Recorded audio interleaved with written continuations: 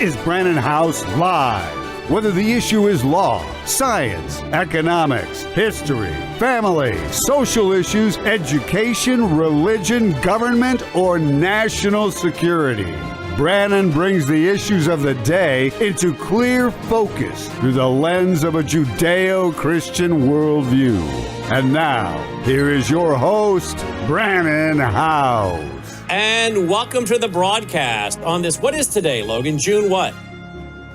June 29th, 2026, and we have a new addition to the broadcast family, another studio dog. Oh, are you sleepy? This is Jerry. This is Jerry. Not Jerry Lee Lewis or Jerry Lewis, but just Jerry. I guess Jerry Howse, because this is Logan's new puppy. I gotta see, all my dogs are female. He is a squirmy little guy. He is 8 weeks old. He's trying to get down to the other dogs, but Dolly does not care for him. Dolly gets very nervous around him, starts drooling like a fountain. Dolly is scared of her own shadow, and this puppy's got her scared and nervous, but she'll get used to him. Jerry is 8 weeks old. Look at that eye, those eyes. Hey, Jerry, hold still, buddy boy. Jerry has probably can't see. Yeah, you can. Look, you see yourself. Jerry has a brown eye and a blue eye. Yeah. And Jerry is, ooh, look at you, Jerry. You see yourself, don't you, on the big screen? Jerry is half German Shepherd and half, what? Husky? Yeah. Jerry. Hey. Jerry, behave yourself. Jerry wants to get in there to the control room where Logan is. He's definitely Logan's dog. He's bonded with you already, Logan. Yeah, I'm sorry, Jerry. You're not going to win this one. But anyway, he's got some great markings, doesn't he, Logan? Yeah. So this is the new member of the family. All right, Jerry. Yeah. You're going to have a temper tantrum, are you? Yeah. Your little heart's beating. Oh, Logan walked in the room and his tail's going 100 miles an hour. Yeah, he's definitely your dog. You not see yourself, Jerry, up there? Huh? You see yourself? Oh, look at that pretty puppy. Who is that pretty puppy? Is that you? Now she's wagging her. He's wagging his tail at himself. And of course at Logan. There you go, Logan. Take your dog. All right. So much for that. Now look at that tail's going 100 miles an hour. All right. So Logan's got himself a new dog, 8 weeks old. I guess Jerry's going to be hanging out in the studio quite a bit. We'll watch Jerry grow. I don't think I'm going to be able to hold Jerry up on the studio desk because Jerry's probably going to be a good 75 pounds or more, right? At least 60 for sure. All right, well, there you go. I promised you on radio today you'd be hearing from Jerry. Dolly's exited the building. She's like, I'm out of here. What do we got tonight? Oh, we got some decisions from the U.S. Supreme Court tonight. We're going to have on our guy in Washington, Jim Paff, to talk about the central bank governor at the heart of the Supreme Court Trump Fed showdown. Apparently, he's not allowed to fire members of the Federal Reserve. Also, not a good ruling today. Election day is not going to be election day. I guess it gets to be election week. And this is very troubling. And Alito has put out a statement about it as well. Apparently, Amy Coney Barrett and Chief Justice John Roberts sided with the leftists. And Alito is saying tonight, finally, today's decision leaves open opportunities for voter fraud that may further undermine America's faith in the integrity of the country's elections. So we're going to get into that with Jim Paff tonight. Now, I have to be honest with you, my friends. We called a lot of people today. Hey, come on and talk to us. And guess what? A lot of people are like, sorry, I'm on vacation. It's 4th of July week. So a lot of people have left the building. Or they said, how about tomorrow? So a lot of them don't want to come on anymore this week because they've all left for vacation. And I understand that. But here we are. And we're going to be here today and tomorrow. But we will be gone Wednesday, Thursday, Friday, Saturday, Sunday, and probably Monday, back Tuesday. So we usually take a week on the 4th of July to spend with family. And I'm going to be working on books. Logan's going to be working on books. Logan's been doing the page layout for the Revelation commentary. Hop on the microphone there, Daddy. I'll try. And he's going crazy in my lap. Is he? Jerry's going to have to understand soon how this all works, like Logan, like Dolly does, and just lay down and. He's been in his kennel all day. So. Yeah, yes, he's a little hyper, probably, right? We're going to have to get Jerry. We're going to see if Mike Lindell will send Jerry a My Pillow pet bed. I know. So Logan has been doing the page layout for Revelation. We contacted several companies, and they one wanted $9,000, one wanted $10,000. Yep. Like And others were like, well, I can get to it in August. Another said I can get to it in January of 2027. So you know what? When you want something done right, do it yourself. Isn't that the old saying? So Logan spent the weekend learning. What have you been learning, Logan? How to format a book. Yeah, how to format a book, which should serve us well for the other 5 books coming along after this one, right? Yeah. So anyway, I would rather pay Logan to do it than pay some complete stranger anyway, right? So how's it going, Logan? Did you get? I hear you're done with volume 1 pretty much, right? Yep, just finished it and just a couple of fixes, but other than that, it's done. So Jill signed off on it?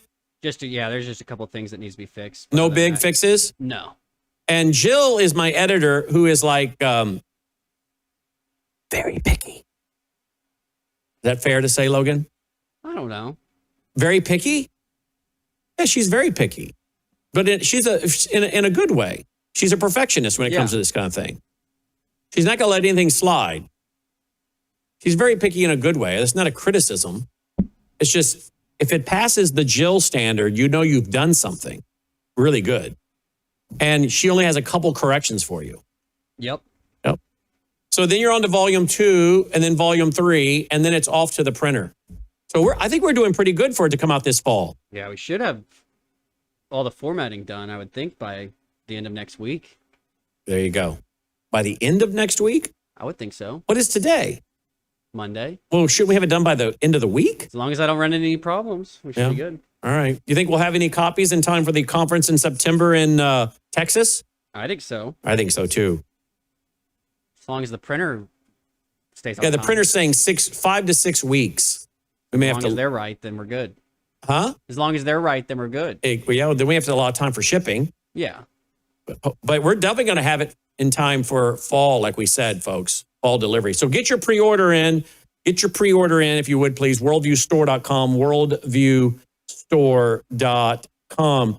We have news tonight. I've got Annie investigating it. We have multiple casualties. Here we go. Multiple casualties reported after a powerful explosion in Monaco. This is France. Yeah, This is France. And apparently it is reports are, things are always fluid in a news report. Reports are it was a guy dropped a couple backpacks and ran, and then there was a huge explosion. And apparently the target was a man, I guess, Logan, that's a Ukrainian guy. But according to the reports, I think he's Ukrainian, married to a Russian. So we'll see. I don't know. But it obviously was some kind of assassination attempt. So I got Annie looking into it. She's going to join us tomorrow night and tell us what that's all about.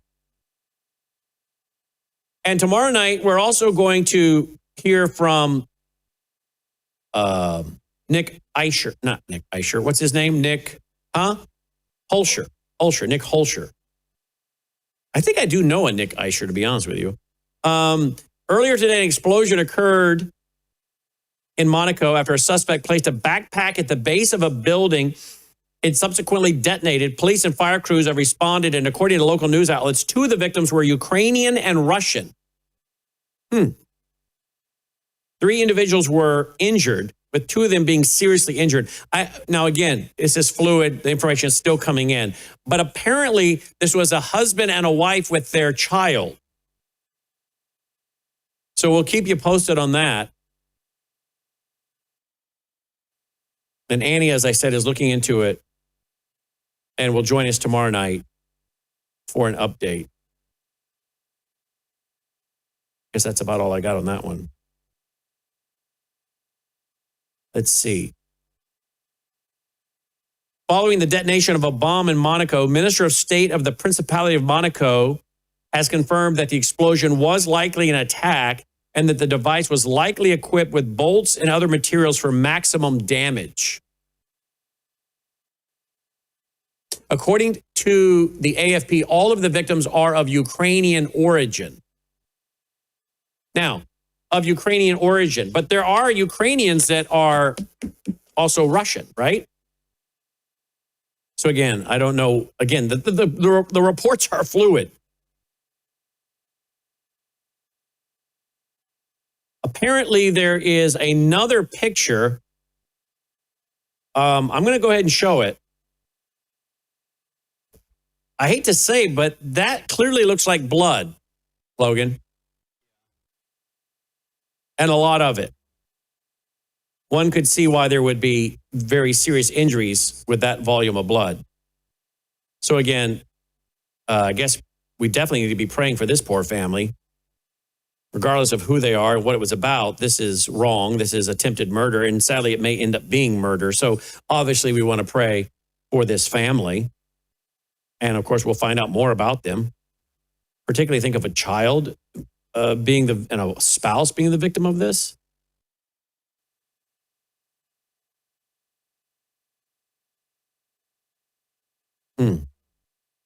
All right, we'll keep you posted on that. Let's see, what else do we got, Logan? Well, we're going to go ahead and go to Jim here in a moment. And then I want to bring you tonight our documentary on Arlington House. Thank you. Robert E. Lee and Arlington House.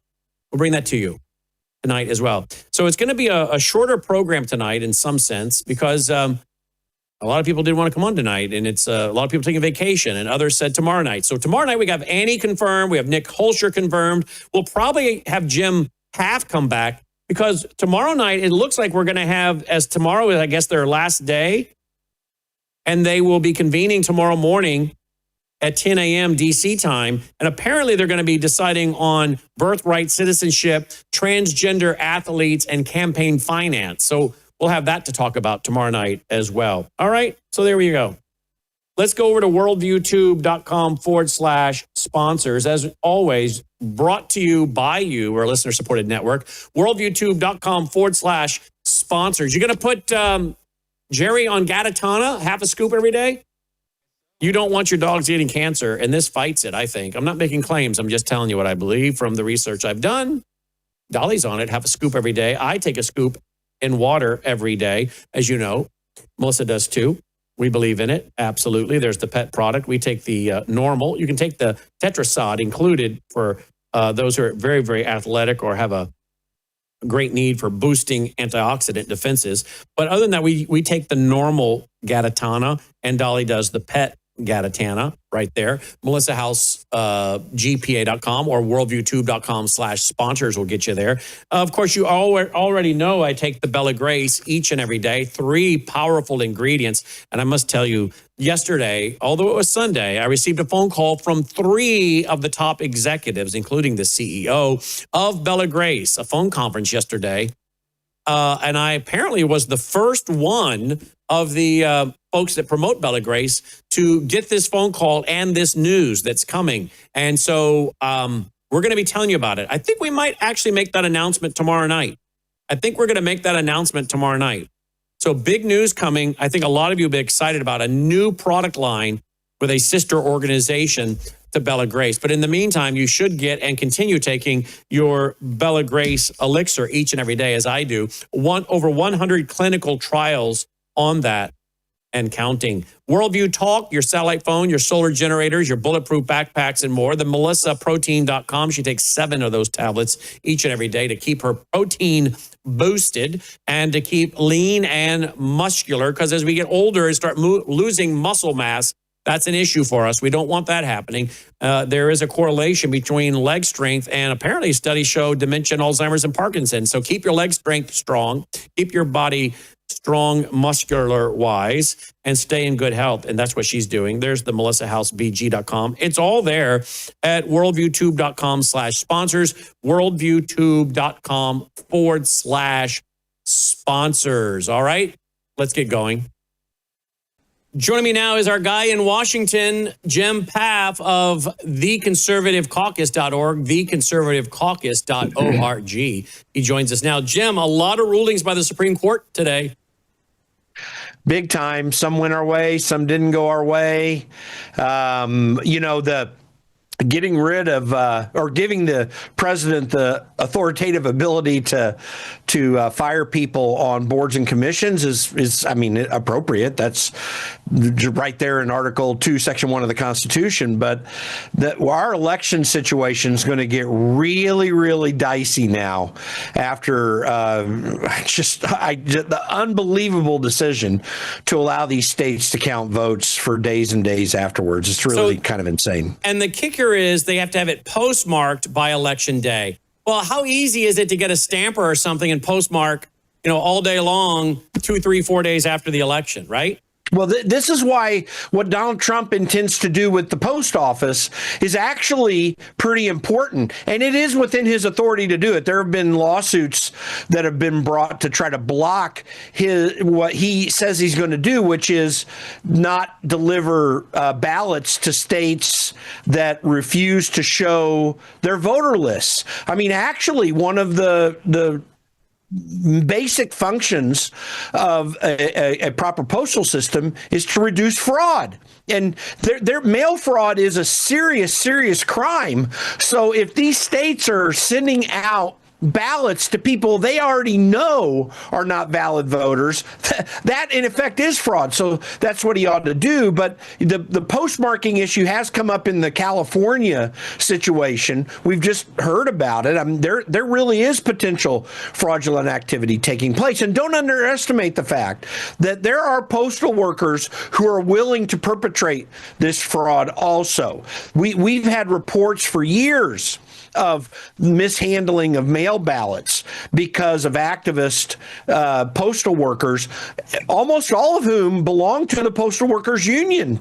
That is a real situation. So this is going to be one for the books in terms of how we deal with this. But yeah, you've got John Thune sending senators home, unwilling to do the work that's necessary to pass the Save America Act. And then you got Mike Johnson today with Anna Paulina Luna saying she wants to shut down the House floor. Well, that might not be in your best interest, Mike Johnson says, as all they're wanting to do is pass these bills that make them feel good rather than doing the one thing that's most important, the Save America Act. It's existential. We can deal with all that other stuff later. This is the number one thing we've got to get done. Well, Alito has put out in the dissenting, finally, today's decision leaves open opportunities for voter fraud that may further undermine America's faith in the integrity of this country's elections.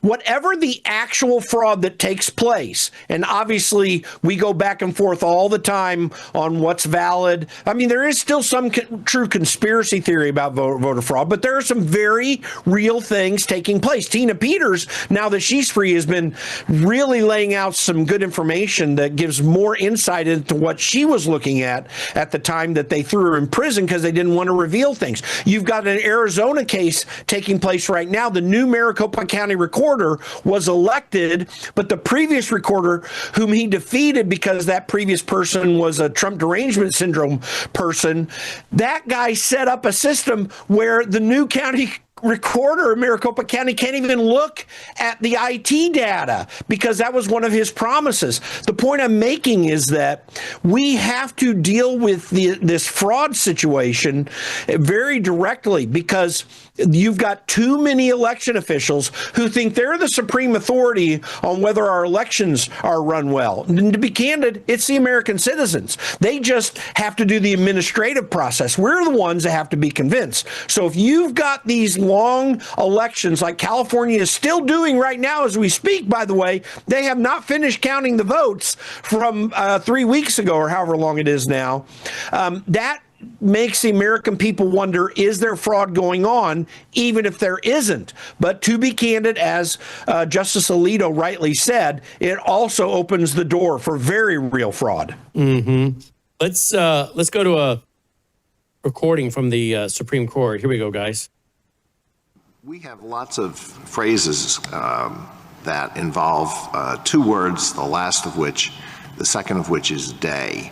Labor Day, Memorial Day, George Washington's birthday, Independence Day, birthday, and Election Day. And they're all particular days. So if we start with that, if I have nothing more to look at than the phrase Election Day, I think this is the day in which everything is going to take place, or almost everything. And then we have 3 points in time, 1844, 1872, 1914.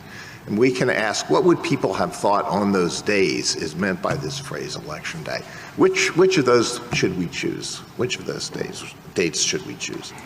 Well, I think you could choose any of the three. I mean, honestly, I think the single best one, if you're just going to choose one, is 1872. And the reason I say that is because 1914 is the latest in time, but that's the one that Congress gave the least thought to.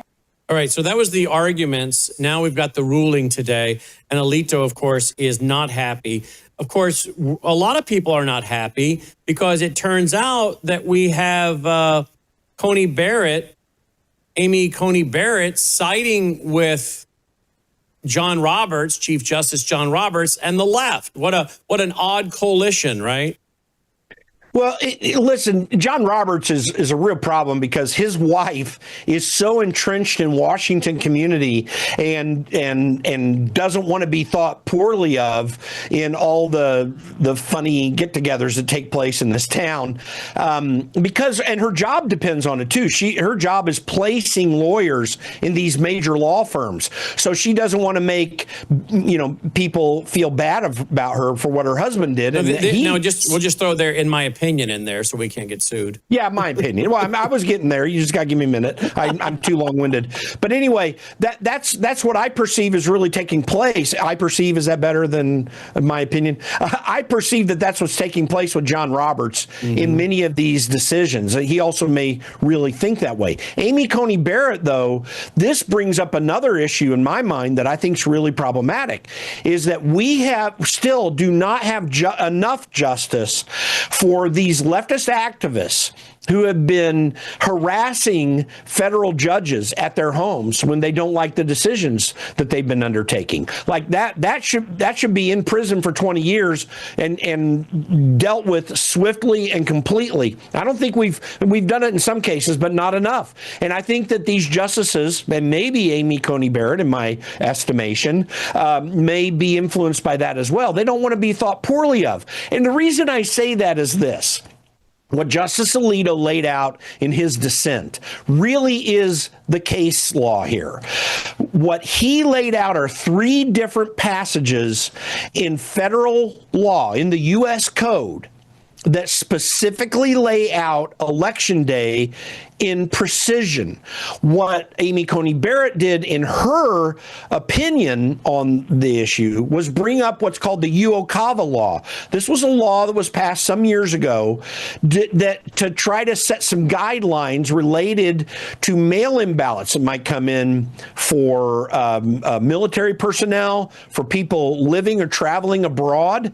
This became a really big issue at the time it was passed for Republicans because the military vote always came in pretty pro-Republican, and they wanted to make sure that those ballots got counted properly. I think we passed this during the Clinton administration. The issue is that in that law, what Election Day means is not necessarily laid out with precision.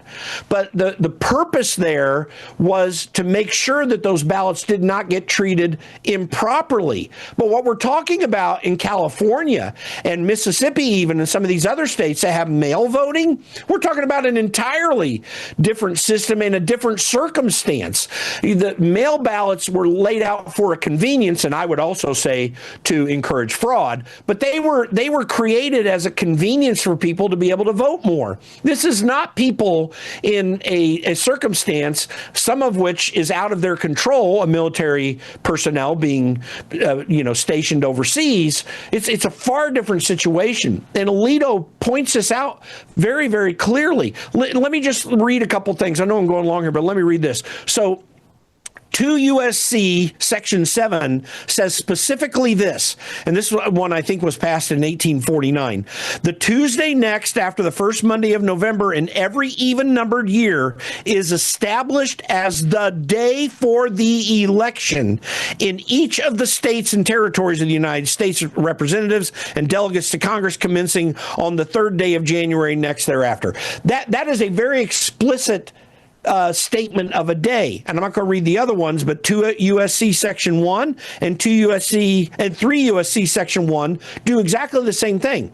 They clearly state that Election Day is Election Day. It doesn't approximate any different thing that's taking place. And in 1944, there was a Supreme Court decision that reaffirmed that Election Day is Election Day. So Alito's on the right on this, and Amy Coney Barrett, for whatever reason, she went against Donald Trump on this case, utilized the Uokava law to bypass all these other very clearly and explicit statements in federal law. She claimed in her confirmation that she does two things. She follows the Constitution and she follows the laws that is on the books. Well, I think she twisted this one. I mean, it's really obscene and absurd.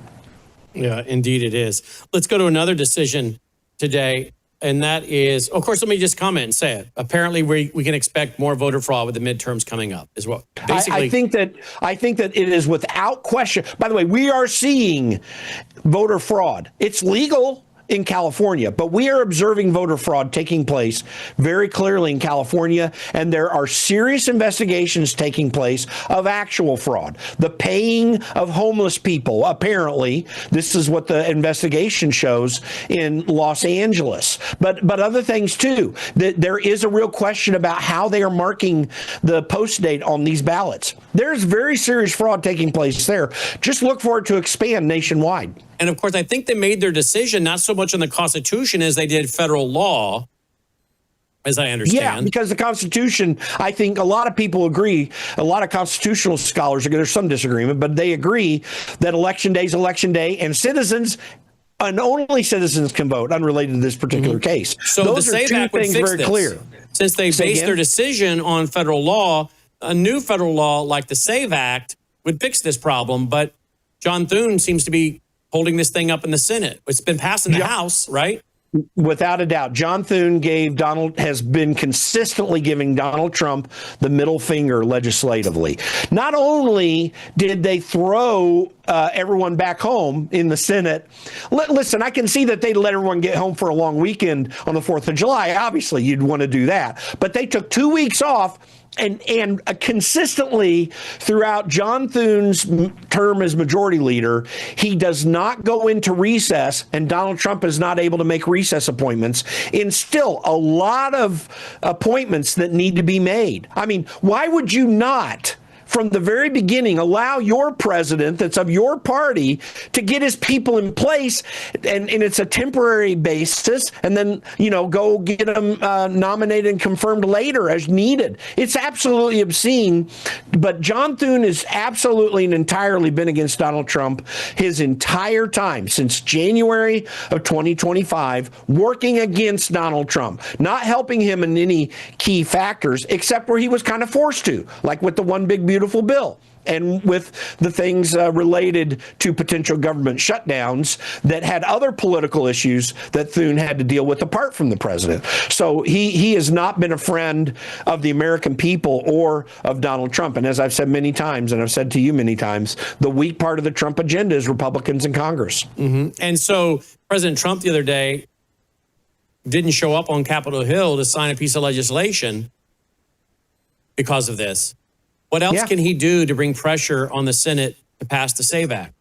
Well, first of all, he needs to veto this housing bill that he decided not to sign, because that housing bill doesn't need to be passed anyway. It's got a bunch of federal government fluff, and the problems are in the states. Most states are just fine with housing, or relatively fine with housing. There are some economic considerations, but all the problems are in California and New York and Illinois and these big-time blue states. Make them pay for their bad decisions. Veto the bill.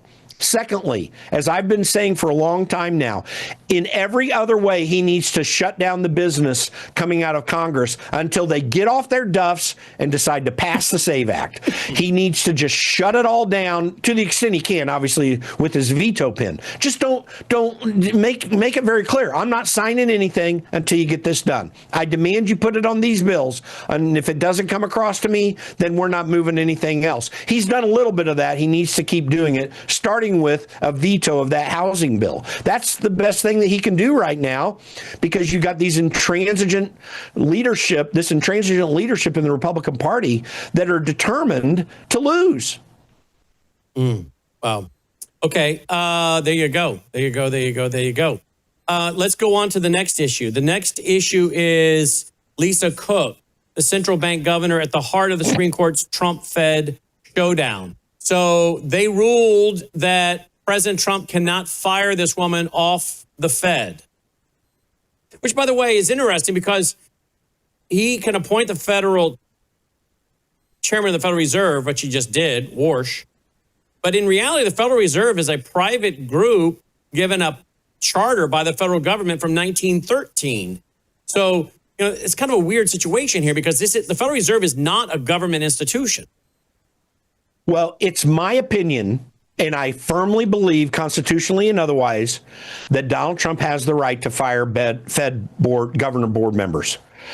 That said, because it is a private charter, which when it went into law during the Woodrow Wilson administration, was designed as a workaround because they knew exactly what they were doing with the Federal Reserve. They wanted to control the money, and they didn't want Congress to have an easy way to deal with it, or the president. They wanted it to be set aside so that no one could audit it, no one could look into their procedures and processes, and that's roughly happened. And there may be, some people make it the argument, and certainly the Supreme Court did, in its opinion, that you can't do that because of that particular setup. Again, I believe the president has a right to fire the Fed governor board members. Now, that said, the good part of this opinion, which is really groundbreaking, is that it gets rid of what's called the Humphreys executor doctrine in federal law. For nearly 100 years, the president of the United States has been unable to fire people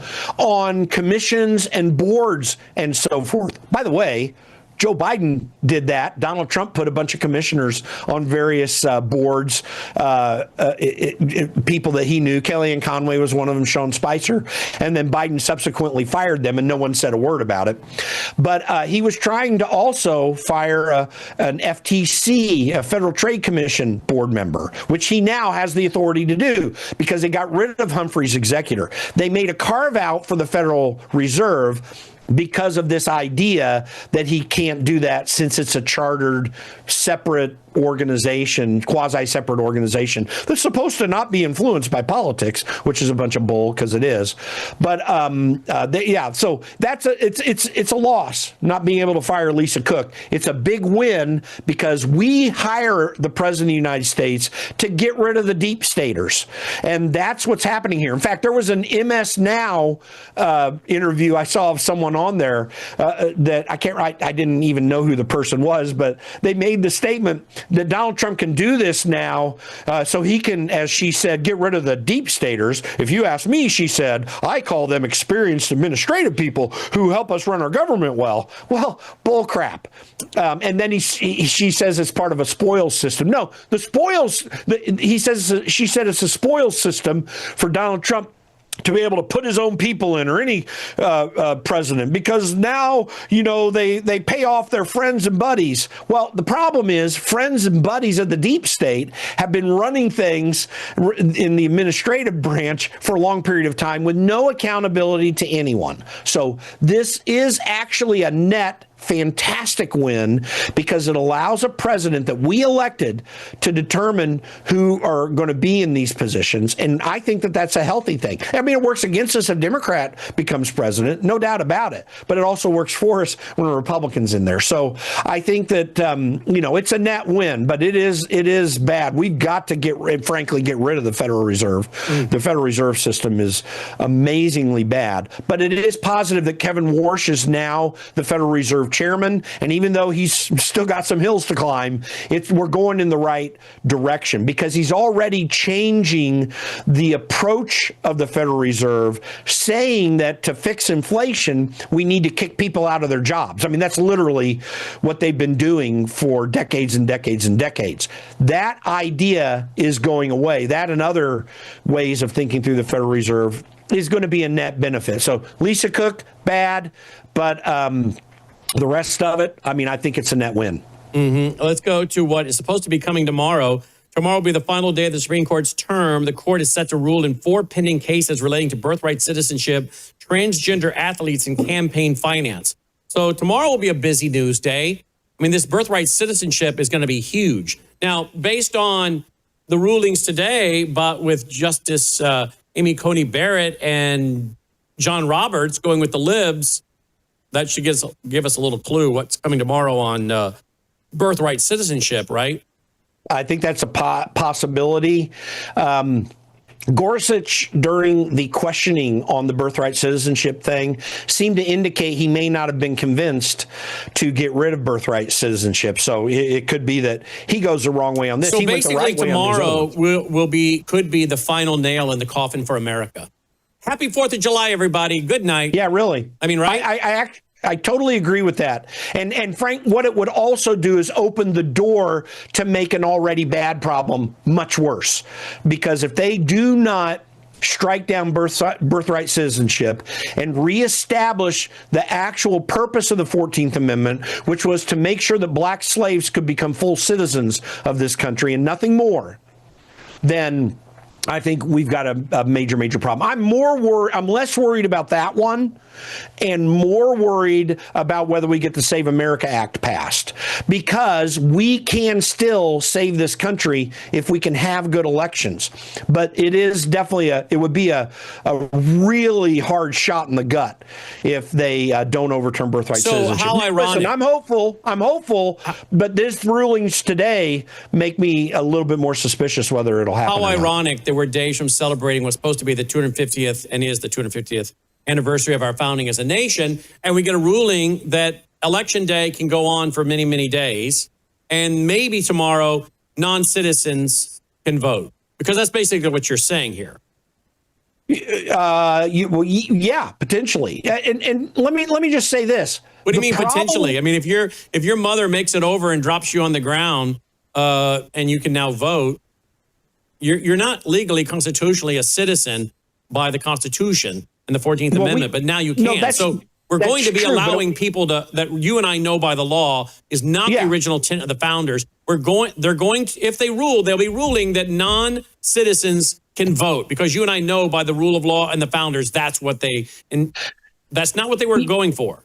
No, that's true. But keep in mind, most of these people that would get birthright citizenship if it goes the wrong way, they're not going to be voting for a lot of years, because the biggest wave of that is yet to come. They have to be 18 years old to vote. Of course, now, obviously Democrats want to let younger and younger people vote. But no, that is a risk. But it'll take a while to settle in. But you don't have to have that many. A lot of time. We've seen these people lose the elections by that much. You don't have to have that many hundreds of thousands of them voting to lose elections. Yeah, no, I'm not disagreeing with you, but I'm trying to emphasize the point that if we get our political act together in this country by having valid elections, you now have young people who fall into that category who, if we can ever break the back of the government monopoly over education, can be educated and assimilated into this country along the way. So what I'm saying is I'm trying to give a small ray of hope in that it's not all going to fall apart right now. And you are right. It's a very risky thing, and I totally disagree with it. This is why the voting thing is the most important important because we need to be able to turn around the people we elect to office, because it's been going the Democrats' way ever since the Obama administration, when his policies caused a lot of Democrats to lose. Like, we know that the American people do not agree with Democrats, particularly Democrat socialists that are coming through right now. So we need our elections to be really good to get that done. But that's where the hope would be in that situation. No doubt, though, it puts us at great risk. Now, to the 4th of July thing, that is, though, where we need to, as citizens, recognize we've got an opportunity to reaffirm what's great about this country, because we do still have the political process. The question is, will we take note of these decisions, which I agree with you, fly in the face of our founding principles in so many ways? And I don't want them to make the decisions because it's right before the July 4th, so make the decision I like. No, the fact is that the merits of these decisions work against where they're going. Alito just argued it very firmly when it came to having Election Day go after Election Day. Birthright citizenship is a solid argument on the merits, too. And this is why that is a big problem, but it better encourage you, citizen, to determine that you're not going to sit back and wait and watch the process play out and see what the handicapping is. I mean, yeah, obviously you got to do your job, you got to do your work, but you've got to engage yourself, because those people who shouldn't be citizens, who might become citizens and vote, those people can be countered by your efforts, because we still have very low numbers, for example, of Christians who go out and vote. Very low numbers on a percentage basis. That needs to change. And I think it's a total scandal that pastors around this country are not telling their people that they ought to go vote and get engaged, and in doing so assert biblical principles, because every law is a moral judgment. Every law we pass, it's either an amoral judgment or a moral judgment, and we need to inject the basic fundamental tenets of biblical ethics and biblical moral law back into our society. It's your responsibility to do that, and you should do it even in the face of people who will yell and scream at you. And if you're not willing to, you lack the courage that you are supposed to have as a believer. Moses, I've just been reading recently in the Pentateuch, and I'm moving into Joshua right now. Moses and God told Joshua to be courageous. Moses told him to do that before he died. And God, when he spoke to Joshua in Joshua chapter 1, said, be strong and courageous. Do not fear what I have called you to do. Go do it. Well, Christians around the world need to do that very thing right now as we watch these things taking place. Yep, absolutely. TheConservativeCaucus.com, TheConservativeCaucus.com. Sounds like we're going to have you back tomorrow night. Glad to do it. Thank you. Jim Paff checking in, TheConservativeCaucus.com. And we'll be right back after this short break. Hello, I'm Brannon Howse. Is the government tracking you? Do they have access to all your data? Well, if you go to worldviewtalk.com, you'll find out about a cell phone company that, does not store your data. They don't do that. This is what they're known for. They don't store your data. You have privacy. You're not being tracked. That's why a lot of folks are turning to worldviewtalk.com. You'll find their prices are very competitive. All the details are there at worldviewtalk.com. Again, worldviewtalk.com. Oh, while you're there, not only do they have cell phones that aren't tracking you, you can find out about how to get a satellite phone. Should the whole system go down and you want to communicate with a family member or a loved one, you might want to have a satellite phone. Or how about their solar generators? They have great solar generators. Check them all out right now. Worldviewtalk.com. Worldviewtalk.com. All right, guys, let's go right away to a documentary we produced on Arlington House and Robert E. Lee. Watch this. I'm Brannon Howse, and welcome to Worldview Tube's history of the attempted assassination of President Ronald Reagan.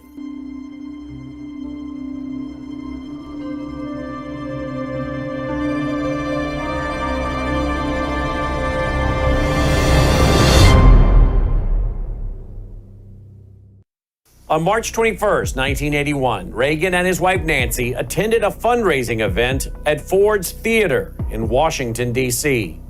In his autobiography entitled An American Life, President Reagan wrote, quote, "I looked up at the presidential box above the stage where Abe Lincoln had been sitting the night he was shot and felt a curious sensation.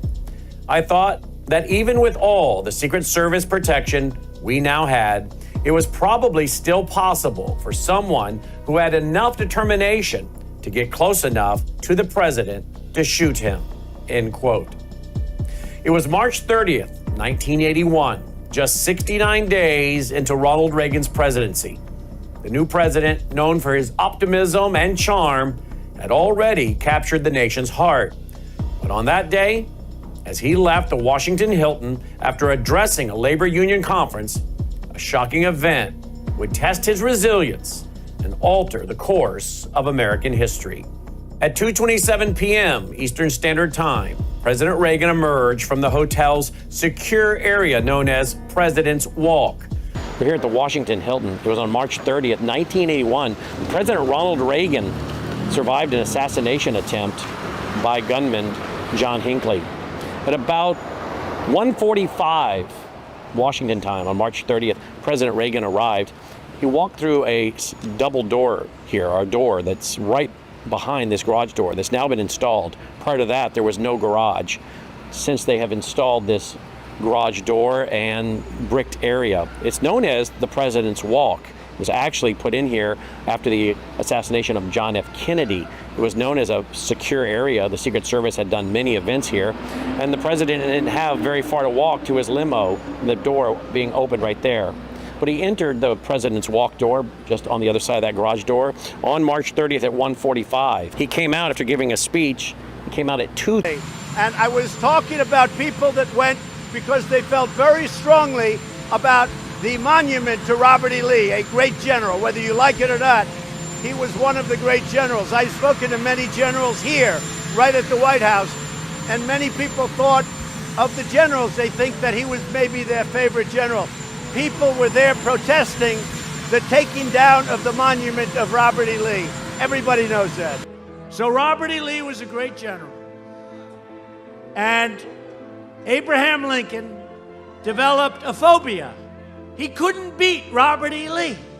He was going crazy. I don't know if you know this story, but Robert E. Lee was winning battle after battle after battle. And Abraham Lincoln came home. He said, "I can't beat Robert E. Lee." And he had all of these generals. They looked great. They were the top of their class at West Point. They were the greatest people. There's only one problem. They didn't know how the hell to win. They didn't know how to fight. They didn't know how. And one day, it was looking really bad. And Lincoln just said, "You," hardly knew his name. And they said, "Don't take him. He's got a drinking problem." And Lincoln said, "I don't care what problem he has. You guys aren't winning." And his name was Grant, General Grant. I just want to take a word about this book. I think there are a good many of you people here, both photographers and representatives of the press, have been going into my office for the past 4.5 years, occasionally. No doubt you've noticed that on the walls there are the prints of 4 men. Men that I consider, in my book, are about the 4 top Americans of the past. They are Franklin, Washington, Lincoln, and Lee. And anybody who ever tries to put me in any other relationship with respect to General Lee is mistaken. Dear Mr. President, at the Republication Convention, I heard you mention that you have the pictures of 4 great Americans in your office, and that included in these is a picture of Robert E. Lee. I do not understand how any American can include Robert E. Lee as a person to be emulated, and why the President of the United States of America should do so is certainly beyond me. The most outstanding thing that Robert E. Lee did was to devote his best efforts to the destruction of the United States government, and I am sure that you do not say that a person who tries to destroy our government is worthy of being held as one of our heroes. Will you please tell me just why you hold him in such high esteem? Sincerely yours, Leon W. Scott. Dear Dr. Scott, respecting your August 1st inquiry, calling attention to my often expressed admiration for General Robert E. Lee, I would say, first, that we need to understand that at the time of the war between the states, the issue of secession had remained unresolved for more than 70 years. Men of probity, character, public standing, and unquestioned loyalty, both North and South, had disagreed over this issue as a matter of principle from the day our Constitution was adopted. General Robert E. Lee was, in my estimation, one of the supremely gifted men produced by our nation. He believed unswervingly in the constitutional validity of his cause, which, until 1865, was still an arguable question in America. He was a poised and inspiring leader, true to the high trust reposed in him by millions of his fellow citizens. He was thoughtful, yet demanding of his officers and men, forbearing with captured enemies, but ingenious, unrelenting, and personally courageous in battle, and never disheartened by a reverse or obstacle. Through all his many trials, he remained selfless almost to a fault, and unfailing in his faith in God. Taken altogether, he was noble as a leader and as a man, and unsullied as I read the pages of our history. From deep conviction, I simply say this: a nation of men of Lee's caliber would be unconquerable in spirit and soul. Indeed, to the degree that present-day American youth will strive to emulate his rare qualities, including his devotion to this land as revealed in his painstaking efforts to help heal the nation's wounds once the bitter struggle was over. We, in our own time of danger in a divided world, will be strengthened and our love of freedom sustained. Such are the reasons that I proudly display the picture of this great American on my office wall. Sincerely, Dwight D. Eisenhower. You had people in that group that were there to protest the taking down of, to them, a very, very important statue and the renaming of a park from Robert E. Lee to another name. Robert E. Lee are not the same. Well, no, George Washington was a slave owner. Was George Washington a slave owner? So will George Washington now lose his status? Are we going to take down, excuse me, are we going to take down statues to George Washington? How about Thomas Jefferson? What do you think of Thomas Jefferson? You like him? Okay, good. Are we going to take down the statue? Because he was a major slave owner. Now we're going to take down his statue. So you know what? It's fine. You're changing history. You're changing culture.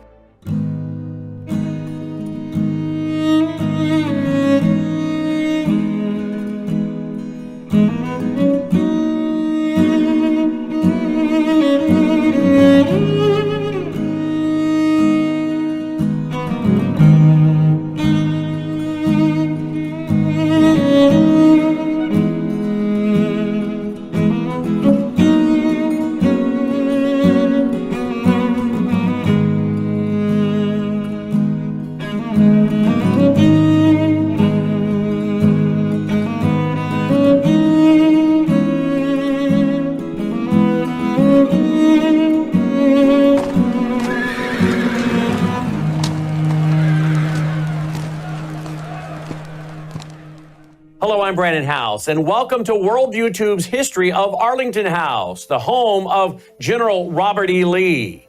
The Arlington House, it's a historic Greek revival mansion nestled within Arlington National Cemetery in Virginia. It overlooks the Potomac River and Washington, D.C. The house was built between 1802 and 1818 by George Washington Parke Custis, the step-grandson of George Washington. This house was designed as a living memorial to the nation's first president. Its grand columns and commanding view reflect the young republic's reverence for Washington's legacy. George Washington Parke Custis, born in 1781. He was the grandson of Martha Washington through her first marriage to Daniel Parke Custis. After his father's death, he was raised by George and Martha Washington at Mount Vernon, fostering a deep devotion to his step-grandfather's legacy. In 1802, he began constructing Arlington House on land inherited from his father, intending it as both a home and a shrine to Washington. filled with family heirlooms like china and portraits. A writer and an orator, Custis was known for his theatrical performances and support for the American Colonization Society, though he freed few of his own enslaved people. His wife, Mary Lee Fitzhugh Custis, born in 1788. She came from a prominent Virginia family. Her father, William Fitzhugh, he served in the Continental Congress. An Episcopal lay leader, Mary was deeply religious, fostering her family's spiritual life and supporting education for enslaved individuals at Arlington. She and George married in 1804, and their only surviving child, Mary Anna, married Robert E. Lee. The couple's lives were centered at Arlington, where they entertained guests and raised their family amidst the plantation's operations. On the first floor of Arlington House lies Mr. and Mrs. Custis' chamber, a bedroom steeped in both joy and sorrow. This bedroom was where George and Mary Custis spent their final years, and both passed away here in the 1850s. Mary in 1853, and George in 1857. The room, furnished with period pieces like their bed and personal items, reflects their status as the estate's patriarch and matriarch. George loved sharing stories with his grandchildren, while Mary nurtured their religious upbringing. Their granddaughter, Agnes Lee, wrote in 1857, quote, "We miss him more and more every moment. Everything around us reminds us so forcibly of him who has left it forever," end quote. She captured the profound loss that was felt in this space. The chamber, it stands as a poignant reminder of their lives and the legacy they left to their daughter and son-in-law. George Washington Parke Custis and Mary Lee Fitzhugh Custis. They were laid to rest on the grounds of Arlington House. Their graves marking the earliest burials of what would become Arlington National Cemetery. George, who died on October 10, 1857, was the first veteran buried on the estate, a fitting tribute to his devotion to Washington's memory. Mary, who passed away in 1853, was also buried here, alongside her husband. Their graves, located near the mansion, well, they symbolize the deep connection between the Custis family and the land that they shaped. These burials predate the cemetery's official establishment in 1864, when Union soldiers began to be interned on the grounds, thus transforming the estate into a national memorial. Well, it's raining here today at Arlington National Cemetery. We've just been visiting the Arlington House, what is also known as the home of Robert E. Lee, but it was actually founded by his father-in-law and mother-in-law. After some searching, we found their burial plot. George Washington Parke Custis. He was the grandson of Martha Washington, the wife, obviously, of President George Washington. So George Washington Parke Custis, that's who had this house built here on this land, known now as Arlington National Cemetery, in the Arlington House. His wife, Mary Custis. Their daughter married General Robert E. Lee.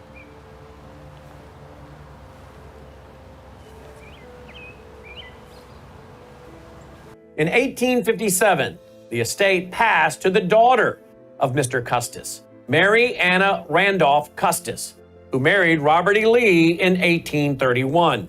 For 30 years, the Lees called Arlington home, raising their 7 children here. Yet, this was also a plantation dependent on labor of nearly 100 enslaved individuals, whose stories are integral to understanding this place. In April of 1861, as the Civil War loomed, Robert E. Lee faced a heart-wrenching decision right here: to lead the U.S. Army or join his native Virginia. His choice to resign and command Confederate forces marked a turning point, not just for him, but for this house and the land. Seized by Union forces in May of 1861, the estate became a military outpost, and by 1864, burials began on its grounds, birthing Arlington National Cemetery. After the war, the house fell into disrepair until Congress authorized its restoration in 1925. In 1955, it was designated the Custis Lee Mansion, honoring Lee's efforts to heal a divided nation. Today, managed by the National Park Service, Arlington Howse invites us to explore its rooms, reflect on themes of duty, sacrifice, citizenship, loyalty, slavery, and freedom. So, join us on this journey through history.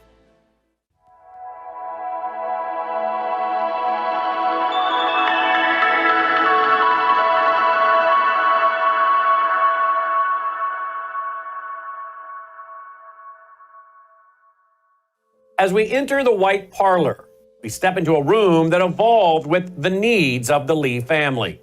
Originally a storage space, painting studio, and a playroom for the Lee children, it was transformed in 1855 by Robert E. Lee into the main parlor for entertaining guests. The elegant white decor with period furnishings like upholstered chairs and ornate tables, well, it reflects the family's social aspirations. This room was a hub of hospitality where the Lees welcomed neighbors, dignitaries, and friends. Imagine the laughter of children echoing here in its early days, contrasted with the formal gatherings of the 1850s as the nation edged toward conflict. The parlor's transformation, well, it mirrors the Lees and their efforts to maintain grace and stability in turbulent times. Moving to the family parlor, we stand in a space rich with personal and historical significance. It was here on June 30th, 1831, that Robert E. Lee and Mary Custis exchanged vows, beginning their life together. A portrait of Mary, painted in her youth, well, it hangs above the fireplace. Her gaze, a constant presence in this room. The family parlor was the heart of daily life, where the Lees gathered for morning prayer and evening prayers, shared stories, and hosted guests. Remarkably, this room also witnessed the weddings of enslaved couples. Mariah Carter and Charles Syphax in 1821, and Selena Norris and Thornton Gray later on. Ceremonies officiated by the same Episcopal minister who married the Lees. These events highlight the complex social dynamics of Arlington Howse, where the lives of the free and enslaved intertwine. The room's furnishings, including reproduction paintings and period furniture, they invoke the warmth and complexity of these gatherings. The dining room, it was the center of family meals and formal entertaining. At its heart is a table set with china, once owned by George and Martha Washington. It was cherished. It was an heirloom that Mary Custis Lee inherited from her family. These delicate pieces, adorned with intricate patterns, connect this room to the nation's founding era. Here the Lees shared meals with their children and entertained prominent guests, blending everyday family life with their status as a leading Virginia family. The room's decor, with its elegant table settings and reproduction artwork, reflects both their personal warmth and their historical legacy. As we linger here, we can almost hear the clink of china and the murmur of conversations from a bygone era. As I stood there looking into the dining room, I couldn't help but contemplate the conversations that were held in that room by many people, including Robert E. Lee and Andrew Jackson of my home state of Tennessee.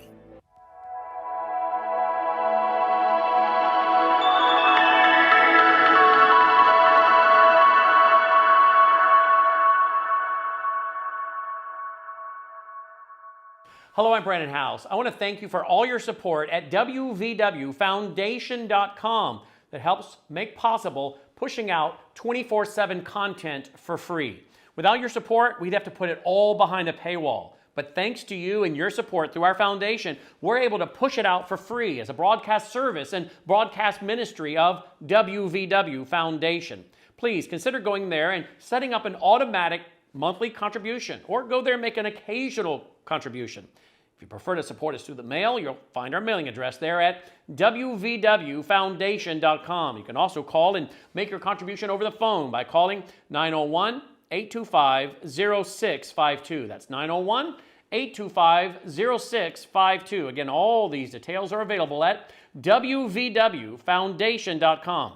Thank you for your support as we try to help people around the world understand the times through the lens of a Christian worldview. News is moving faster than ever, and so are we. Worldview Tube brings you 24/7 live stream coverage and now real-time alerts when it matters most. Once you have the Worldview Tube app installed, exit the app and navigate your way to Settings. In Settings, locate the tab labeled Notifications. Select the Notifications tab. Scroll down until you locate the Worldview Tube app icon. Select the tab, and here you can turn on and customize your notification experience for the Worldview Tube app. News doesn't wait, and neither should you. Turn on push notifications to stay informed. Every headline as it happens.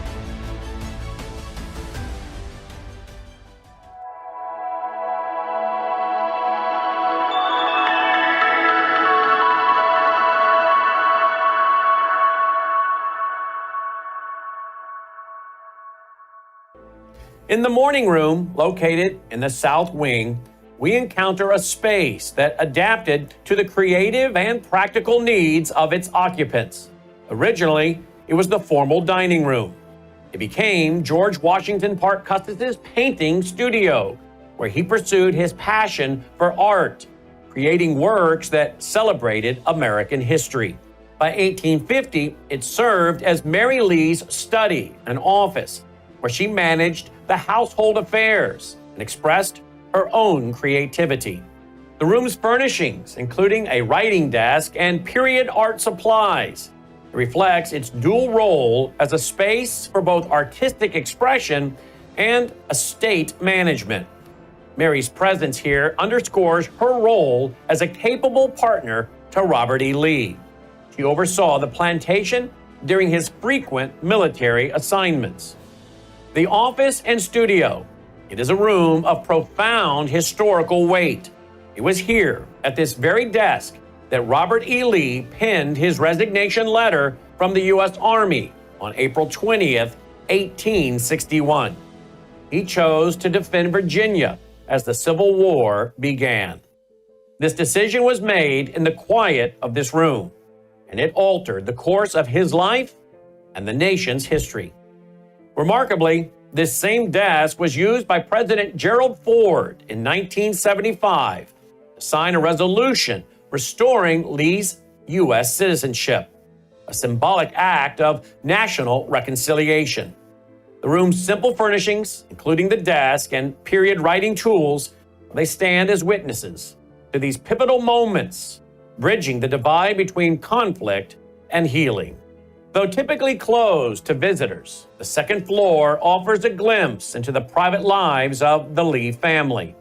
In their bedroom, we find the original bed where Robert and Mary Lee rested, a tangible link to their personal moments. About 1/3 of the home's furnishings, including this bed, are original, while most paintings are reproductions, preserving the historical essence of the space. The second floor also housed bedrooms for the Lee children and sitting areas where they studied and played. These private quarters were a sanctuary for the family, offering solace amidst the growing tensions of the pre-war years. As we imagine the Lees in these intimate spaces, we connect with their humanity and the challenges they faced. Now we turn our attention to a smaller yet profoundly significant structure nearby, the Robert E. Lee Museum. It's housed in what was once said to be a humble potting shed. When we were there, we almost passed it by. It was only out of pure curiosity that I stopped and said to my wife and son, "What is this building?" It was very small. I didn't have a clue as to what it was. I wasn't sure we were even supposed to enter this little building. But curiosity got the best of me. I opened the door, and to my amazement, This little shed was filled with, well, extremely interesting and I think important heirlooms of Robert E. Lee. Join us as we explore these treasures and the stories they tell, connecting us to a pivotal era in American history. As we step inside the Robert E. Lee Museum, we are greeted by a carefully curated collection of artifacts that span Lee's personal and public life. Each item displayed in this modest space, well, it tells a unique story, connecting us to the man behind the legend and the historical context of his time. One of the most significant artifacts here is a handwritten copy of Robert E. Lee's resignation letter from the U.S. Army. It was dated April 20th, 1861.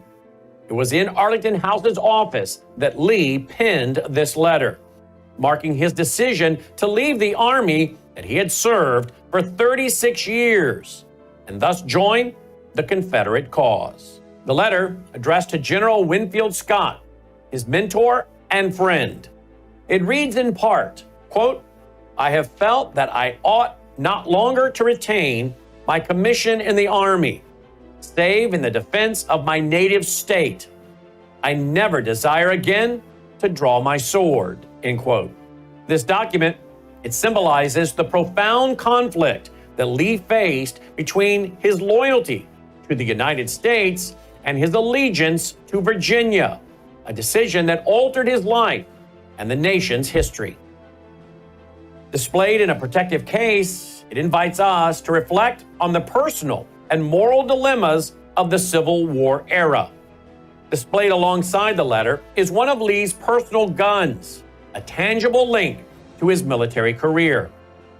As a career officer in the U.S. Army before the war and later as a Confederate general, Lee's life was deeply intertwined with military service.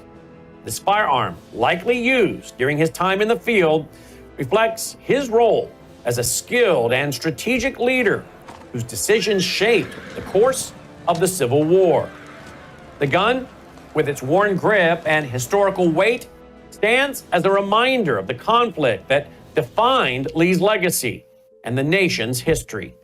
Another deep personal item is Lee's Bible, which he carried with him during the Civil War. For Lee, faith was a cornerstone of his life, providing comfort and guidance during the turbulent years of conflict. This Bible, with its worn pages and possible notes, offers a glimpse into the spiritual side of a man often remembered for his military skills. Displayed in a case, it reminds us that even in the midst of war, Robert E. Lee sought solace in his faith, finding strength in the words and pages of the Bible. In a small case, we find a lock of General Lee's hair, a memento from the Victorian era when keeping tokens of loved ones was a common practice. Finally, the museum houses a set of dishes inherited from Martha Washington and passed down through the Custis family to Mary Custis Lee, Robert E. Lee's wife. These delicate pieces, adorned with intricate patterns, link Brannon Howse to Mount Vernon, the home of George Washington. They highlight the interconnectedness of these prominent Virginia families. George Washington Parke Custis, Mary's father, he built Brannon Howse as a memorial, as we said, to his step-grandfather, George Washington. And these dishes, well, they serve as a tangible connection to America's founding era. Displayed eloquently, they invoke the historical legacy that the Lees inherited and preserved. Each of these artifacts in the Robert E. Lee Museum, well, they tell a story, not just about Robert E. Lee, but of the broader history of America during a time of great division and change. From the weighty decisions of resignation to the intimate tokens of family life, these items offer a multifaceted view of a man whose legacy continues to be debated and studied. The museum also acknowledges the stories of the enslaved individuals who lived and worked at Arlington, thus providing a more complete picture of this historic site.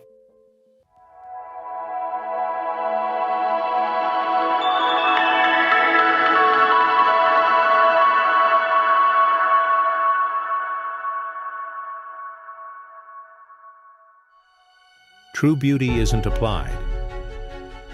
It's nourished from within.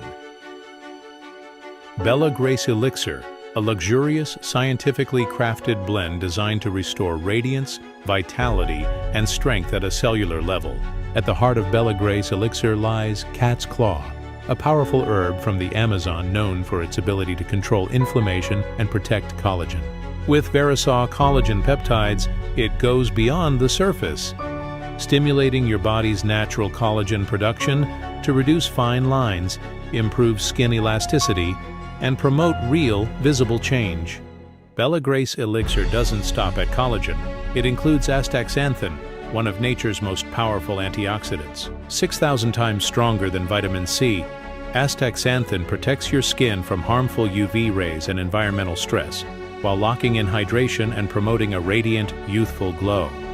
Experience the power of nature with Bella Grace Elixir at melissahousebg.com.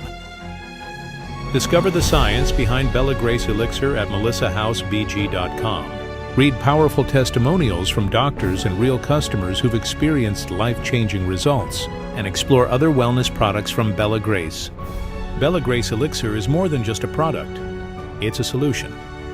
Visit melissahousebg.com today.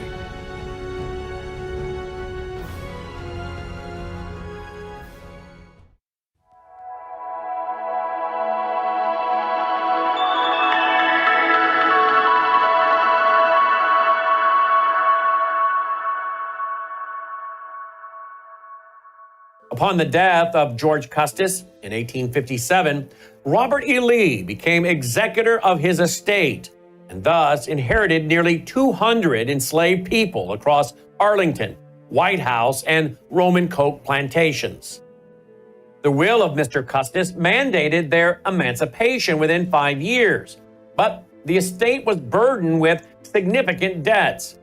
Lee was tasked with stabilizing the finances of the plantation, and thus, sometimes, he hired out the slaves to separate families, which led to resistance from those aware of their impending freedom. He petitioned courts to extend his control, believing more time was needed to clear the debts. In 1863, Lee fulfilled the will's terms, freeing the slaves just after the Emancipation Proclamation. Lee's views on slavery, they were complex, but they were also reflective of his time.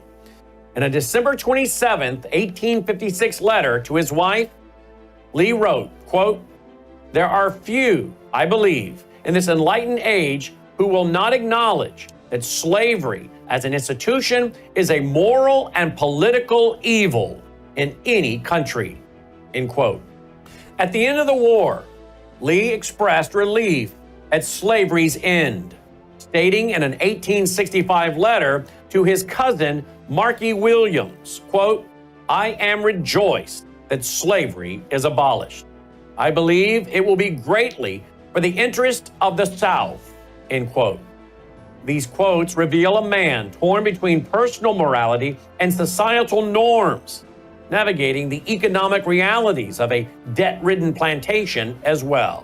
Selina Norris Gray, born in 1823. She was a second-generation enslaved woman at Arlington House, daughter of Leonard and Sally Norris. As Mary Custis Lee's personal maid and later head housekeeper, she played a pivotal role during the Civil War. When the Lees evacuated Arlington in May of 1861 due to Union occupation, Mary entrusted Selina with the household keys, tasking her with protecting the family's possessions, including priceless Washington heirlooms like china and furniture. As Union soldiers occupied the estate, cutting down trees and looting items, Selina noticed artifacts disappearing. She boldly confronted soldiers, declaring they should not touch Mrs. Lee's things, and appealed to Union General Irvin McDowell, ensuring many heirlooms were sent to the Patent Office for safekeeping. After the war, Selina remained connected to the Lees. In November of 1872, she wrote to Mary Custis Lee, describing Arlington's transformation. Quote, "It is a most lovely place. Now everywhere around it looks beautiful. There is not a tree to be seen except in the cemetery. Your things at the time of the war was taken away by everybody, end quote. Her letter, it expressed both the loss of the estate's former glory and her hope to see Mrs. Lee return, reflecting her loyalty despite her enslaved status. Selena's actions and correspondence, they highlight the contributions of enslaved individuals to Arlington's history, and it's often overlooked in traditional narratives. As we have already noted, in April of 1861, as the Civil War began, Robert E. Lee faced a heart-wrenching decision there at Arlington House.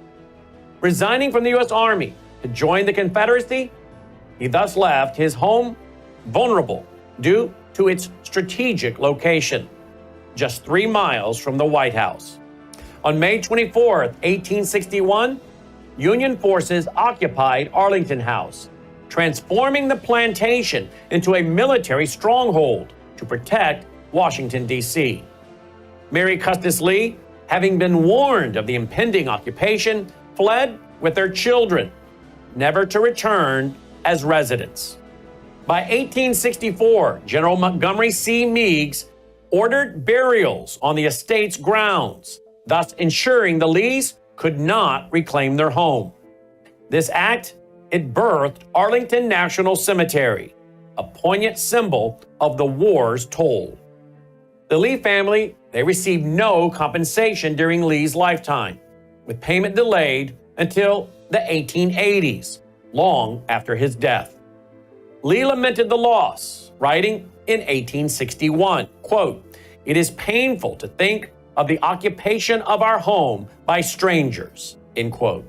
The seizure of Arlington House, it marked a profound personal loss, severing Lee's ties to the estate, an estate that he had called home for 30 years. After surrendering at Appomattox Courthouse on April 9, 1865, Lee returned to Richmond, Virginia, facing an uncertain future. Well done, gentlemen. Indeed, a momentous occasion. Pardoned by President Lincoln, Lee was not arrested or punished for his Confederate service, though he did lose his right to vote and some property. In September of 1865, Lee accepted the presidency of Washington College in Lexington, Virginia. It was a struggling institution with a modest salary of $1,500 a year. He chose this role believing it inappropriate to profit from his wartime fame, and dedicated himself to educating young men to rebuild the nation. At Washington College, Lee transformed the institution, introducing innovative programs in journalism, engineering, and law, and linking them with liberal arts. He emphasized student self-governance, laying the foundation for the university's honor system. Recruiting students from both North and South, Lee, he sought to foster national unity, stating in 1865, quote, "I think it is the duty of every citizen in the present condition of the country to do all in his power to aid in the restoration of peace and harmony," end quote. His leadership revitalized the college, which was renamed Washington and Lee University after his death. Lee's post-war life, well, it was marked by personal and financial hardships. The loss of Arlington House left his family displaced, and they lived modestly in Lexington. In 1865, Lee signed an amnesty oath to restore his U.S. citizenship, encouraging other Confederates to do the same. However, the oath was misplaced, and he remained without full citizenship at his death. His health declined, and on October 12, 1870, Lee died of heart failure in Lexington at the age of 63. He was buried in the University Chapel, now part of Washington and Lee University. He was buried alongside his family. Lee's legacy is complex, but should be studied in light of the times. His efforts to promote reconciliation had earned him praise, with contemporaries noting that his role was vital in restoring peace after a war that claimed the lives of 620,000 Americans. Lee's post-war years, they reflect a man navigating personal loss while striving to heal a divided nation. Pierre Charles L'Enfant, often referred to as Peter Charles L'Enfant, he was a French-born engineer and architect whose visionary design of Washington, D.C. left an indelible mark on the nation's capital. His burial in front of Arlington House, now part of Arlington National Cemetery, is a significant historical detail, especially given Arlington House's association with Robert E. Lee and its transformation during and after the Civil War. Born on August 2nd, 1754 in Paris, France, Pierre Charles L'Enfant came to America in 1777 during the Revolutionary War. He joined the Continental Army as a volunteer. He served with distinction, obtaining the rank of Major of Engineers, and he worked under figures like the Marquis de Lafayette. After the war, his reputation grew through civil engineering projects, notably redesigning New York City's City Hall. In 1791, President George Washington commissioned him to design the new federal city on the Potomac River, now Washington, D.C. Despite his contributions, L'Enfant faced financial struggles and professional setbacks, dying on June 14, 1825, with minimal assets. He was initially buried in an unmarked grave on Digges Farm, also known as Green Hill in Prince George's County, Maryland. L'Enfant's burial site was not forgotten, and appreciation for his achievements, well, they grew in the decades following his death. In 1908, the Board of Commissioners of the City of Washington, they requested a suitable burial site at Arlington Cemetery. And on December 17, 1908, Secretary of War Luke E. Wright approved the relocation. This prominent location was chosen to honor his contributions, offering a panoramic view of Washington, D.C., the city he designed. The gravesite was formally dedicated with a monument in 1911, further cementing his legacy. L'Enfant's burial at Arlington House serves as a lasting tribute to his visionary contributions to American urban planning. His gravesite, with its view of Washington, D.C., symbolizes the enduring impact of his design, which shaped the nation's capital. The relocation in 1909, initiated by the D.C. Board of Commissioners and approved by the Secretary of War, well, it reflects a growing recognition of his role. This act also aligns with the broader history of Arlington National Cemetery, which honors notable figures, including military and civilian leaders.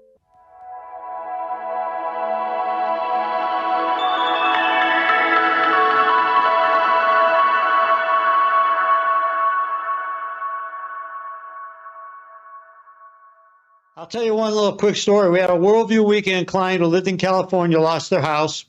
Very wealthy guy. He didn't use Bitcoin. He came over here, drove to Arizona with $286,000 worth of his gold because he had no money and no house available. His bank was shut down because he couldn't have access to his bank account. Was this during the fire? Was this during the fires? During the fire. Didn't have his driver's license. He lost it. The state wouldn't give him a new license because he had no active mailing address. Real mess. So he came to Arizona to buy a house. He's moving everything over. He said, the only thing I got in my possession that I can get liquid with right now is my gold. I gave him a check for $286,000, and guess what? I didn't need his social, his driver's license. Sort of smiled, and I said, you know, I know you and Brannon talked about how this worked, but boy, this is great. I feel good. I got my money. Nobody bothered me, and I'm protected, and it's private. So you people out there who are sitting on your hands when Wes and I are sending you these requests and Brannon and you are talking to you, you better get active because you're going to pay me $4,000 an ounce the end of the year. Trust me. You better get your. I highly suggest you get your free packet. You don't have to do anything. is free, no obligation. Just simply go to worldviewgold.com, fill out the form, worldviewgold.com, or just text Wes and give him your name and address and say, I want the free packet. That's all you got to do. 602-558-8585, 602-558-8585.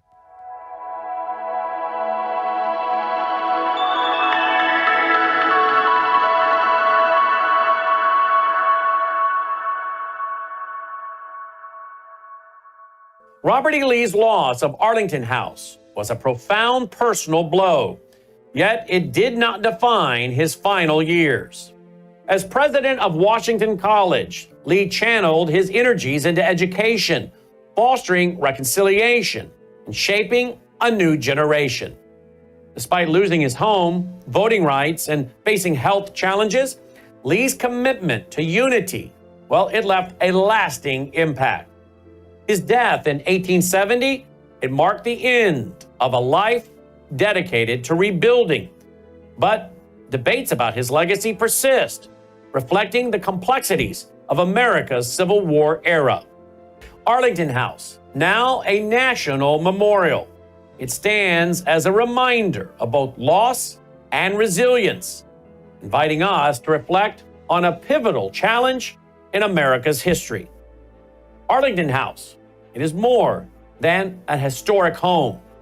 It is a lens through which we view America's complex past.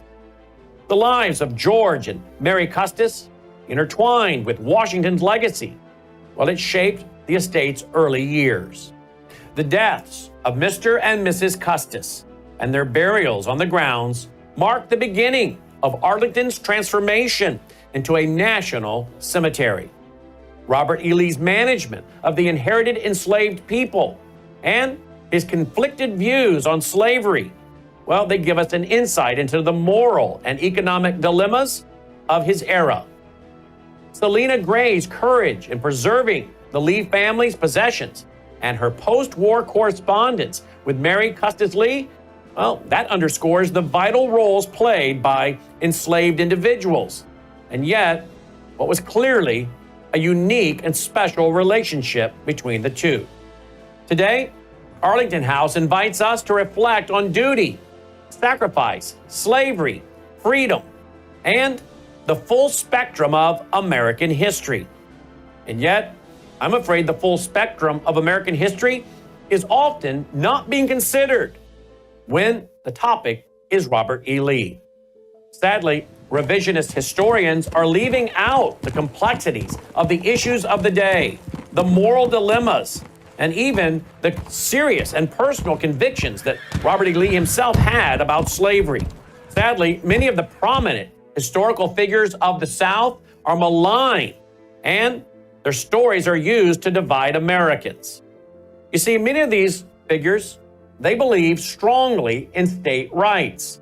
They believe strongly in the 10th Amendment of the U.S. Constitution. Powers the federal government has are limited and expressed, and the unlisted powers belong to the states and respective people thereof. Many individuals, like Robert E. Lee, saw the states, in his case Virginia, as a sovereign state, and believed that the role of the federal government should indeed be limited. Sadly, often when figures like Robert E. Lee are discussed, these facts are left out of the discussion. And thus, great American men like Robert E. Lee are diminished, and their true concerns about what the Civil War was really all about are wiped away. But that is the goal of progressives, of Marxists, who want a strong federal government that overshadows state rights and individual liberties and freedom. Robert E. Lee, indeed, an American historical figure that should be studied in the context of his times and his complete worldview. Thank you for joining us for Worldview Tube's history of the Arlington House and Robert E. Lee. All right, guys, that's our broadcast for tonight. As always, thank you for tuning in and supporting the broadcast. If you appreciate what we're doing, folks, we need your support. You know, sadly, giving drops off in the summer. I saw the other day where $185 came in online in one day. I looked at that and said, really? What we're doing Doesn't that deserve more than $185 coming in online in one day? Yeah, I was a little discouraged, to be honest with you. There are days where I'm like, wow, folks are being great and generous. And other days I go, what is this about? We can't have that. We've got to have consistent giving. It can't be up and down and up and down. So, folks, we really need more supporters. Please consider going now to worldviewfoundation.com. Roll the music. Let's call it a night. Worldviewfoundation.com. Worldviewfoundation.com. And as I always say, you'll find our mailing address there if you prefer to support us through the mail. How is Jerry doing in there? He's squirmish. That's Jerry for you. Jerry. That's our new studio dog. If you've missed it, you're just tuning in. We showed Logan's new 8-week-old Shepherd and Husky mix. Jerry. All right, there you go. That does it. Till next time, I'm Brannon Howse. May God save America. Take care. Faith, spiritual values, moral issues, government, economy, education, work, responsibility. What we think about these depends on our worldview. Now, VCY America presents Worldview Radio with Brannon Howse. And welcome. Glad you guys are with us today. We're going to be joined by Aaron Lavarco, who is not on the ground in Israel. He is on the ground in the United States of America. We're going to get an update because the wheel keeps turning when it comes to Iran and Qatar and America and Oman and on and on and on. So we'll get an update on where this is all going. But before we go to Aaron, I want to do a little opening monologue here for you today, because as I was studying, getting ready all last week and Saturday and Sunday, studying for last night's church service, as I'm teaching, as you know, through the book of Daniel. I'm in Daniel chapter 6, finished it up last night. So only 6 more chapters to go. There are 12 chapters in the book of Daniel, which is the foundation for Revelation.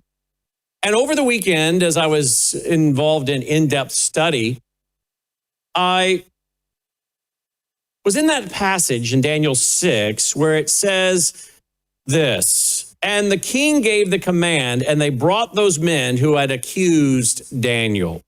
Remember the scenario of Daniel 6. The kingdom was going to be divided with 3 rulers under Darius. And it looked like Daniel, it was being considered for Daniel to be the top that would oversee the other 2 presidents, if you will. 3 presidents. Daniel being the one that would be over the other 2. So Daniel was going to get a lot of responsibility. Daniel is north of his 80s now, in his 80s. And this made a lot of those folks jealous. And remember, they said to the king earlier, you know that Jew from Judah, right? You know that Daniel, one of the captives from Judah, which in today's way would be, you know about that Jew, right? That Jew you brought over here? The anti-Semitism was thick. And isn't that interesting, the way it is today? They told the king that he was not, Daniel, all that interested in the empire.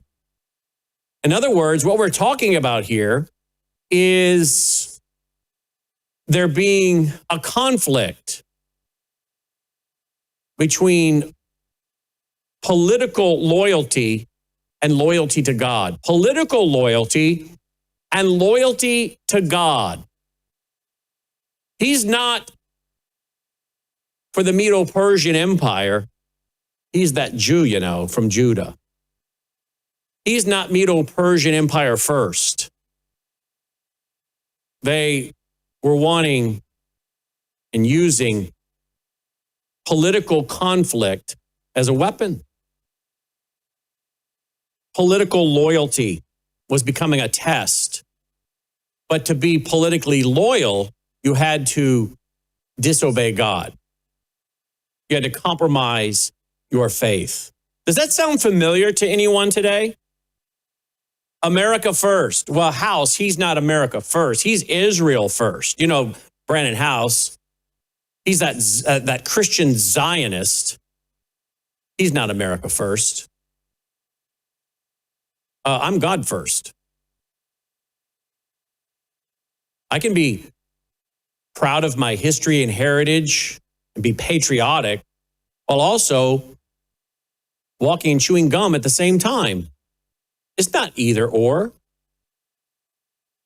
But indeed, what was happening was faithfulness to God was being called disloyalty to the state. Is that not what's happening today, folks? You're trying to be faithful to the Bible, and to Genesis 12, verse 3. I'll bless those who bless you. I'll curse those who curse you. We're trying to be faithful to Romans chapter 11, where Paul, who says, I am a Jew of the tribe of Benjamin, and the promises to the Jews are irrevocable. And make sure that you Gentiles are making the Jews jealous. How many Jews are we making jealous of our faith and our relationship with the living Lord when there's so much anti-Semitism spilling out of the so-called church, the professing church? You have to quickly explain to any non-Messianic Jew, when you let them know, yes, I'm a Christian, you have to very quickly explain to them, hey, I'm a Christian Zionist. So you can see their shoulders drop a little bit and their defensive nature drop, because they don't, to them, the word Christian has a lot of baggage. But today, faithfulness to God is being used to say you're being faithful to God means you're disloyal to the state. You're not America first. That's the same thing that was going on with Daniel. Don't you find that parallel very interesting? I sure do.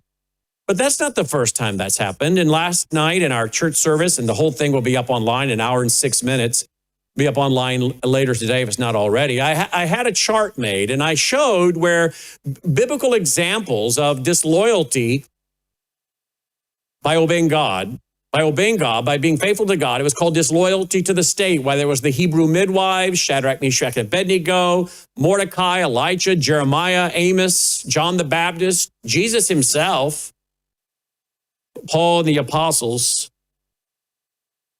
When faithfulness to God was called disloyalty to the state. And here we are. And that's what they did to Daniel.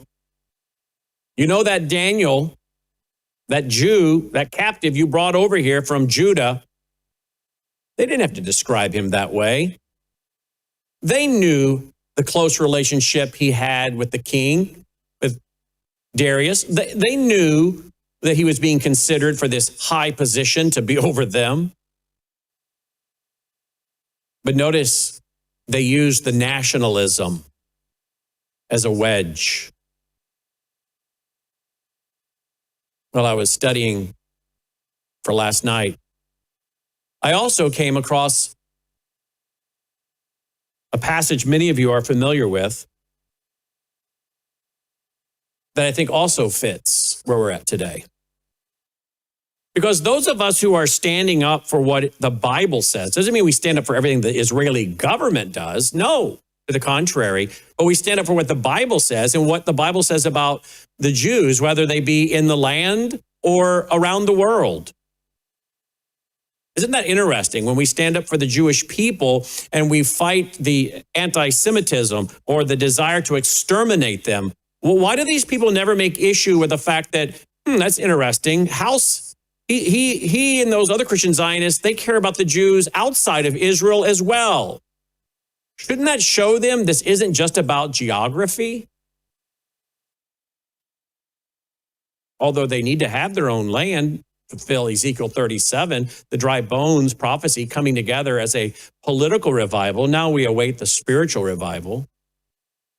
But when they attack us for standing up for God's word, do you realize that when they do that, they're also persecuting the Lord? Have you ever thought of that? When you and I are being attacked for standing up for what God's word calls us to represent, whether we're being attacked by people inside the confessing church or outside, when they attack us, when they attack God's people for doing what God commands, do you realize they're also persecuting the Lord God? Do you also realize they're doing something else? Are you ready for this? They are blaspheming God. Did you ever think about that? Did you ever think about the fact when you are doing what God has called you to do by his word, and you are doing that, and you are reviled for that, did you know that that is equal to blasphemy? I don't know about you, but that causes me to think about a few things. Number one, make sure you never come up against someone that's doing what is the will of God according to his word. Make sure you are never going after someone for whatever reason, whatever motivation. Never go after someone that is doing what God has commanded. You don't want to go after them and revile them, because if you do, you're blaspheming God. So that's a check for all of us. But here's the other thing. Have you ever thought about that, though? They're not really coming after you. They're being gaslit, if you will. They're being provoked, if you will, by what God says is good and true and right. You just happen to be the voice, the messenger. We experienced this, as you guys know, in 2017 when we stood up against interfaith dialogue and we simply quoted the Bible, 2 Corinthians 6:14 through 17. We can't do this. Have nothing to do with these false teachers, lest you share in their evil deeds. We can't be propping up the Islamists who hate the Jews, the people of the book, telling the rock, hey, there's a Jew hiding behind me, come kill him. Hey, look, we can't do this. These people hate Christians. They hate the Jews. They're going after the institutions God immortalizes through eternity. The church, believers in this church age, and God's plan for the Jews. They're immortalized in the New Jerusalem coming down out of heaven with the 12 gates named after the 12 tribes and the 12 foundations after the apostles.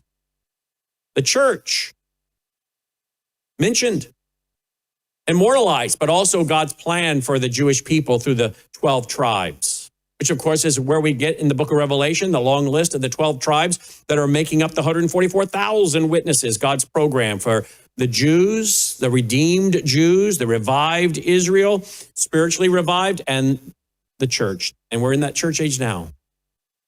And when they came against us in 2017, we were stunned that it came predominantly, overwhelmingly from inside the church. We were stunned. None of us, Usama, Sharam, none of us expected that. We thought it was all going to come from Hamas and Muslim Brotherhood, et cetera, CARE. We were stunned. And the lies and the reproach. And you know what it revealed to us something? You know what it revealed to us? Why are these people acting this way? This is the way you would expect unbelievers to act. Pagans, those under the influence of an antichrist spirit, but it revealed to us an antichrist spirit that is alive and well in the professing church in America and around the world today.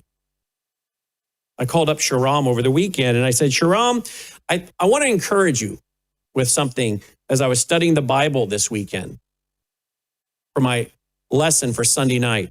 I said, I want to take you to 1 Peter chapter 4, verses 14 through 16. But before I do that, I want to take you to 1 Peter chapter 2, verses 21 to 25. Because I said, I'm going to show you something that maybe you know, but if not, I want to remind you. When we were going through that in 2017, which turned out to be a huge blessing in the end, because it allowed us to know who is approved of God. You see, there must be divisions among you to know who is approved of God. And we found out since that many of these people that we thought, well, we disagree with them theologically here and there, we found out later these people deny the blood of Christ over and over, the eternal sonship of Christ for years and years and years.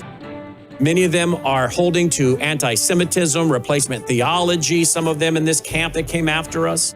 And what it revealed to us is the Antichrist spirit was alive and well in mainstream evangelicalism more than we even knew. And we had to be on guard, not from the people without as much, but the people from within. As the scripture says, beware of those men in Acts, it says, of those men who will rise from within to draw away the disciples after themselves. When I come back from the break, I want to go to 1 Peter chapter 2, and then I want to go to 1 Peter 4, and then we'll go to Aaron, who's here in the States. Welcome to the Worldview Tube Vault, built on 35 years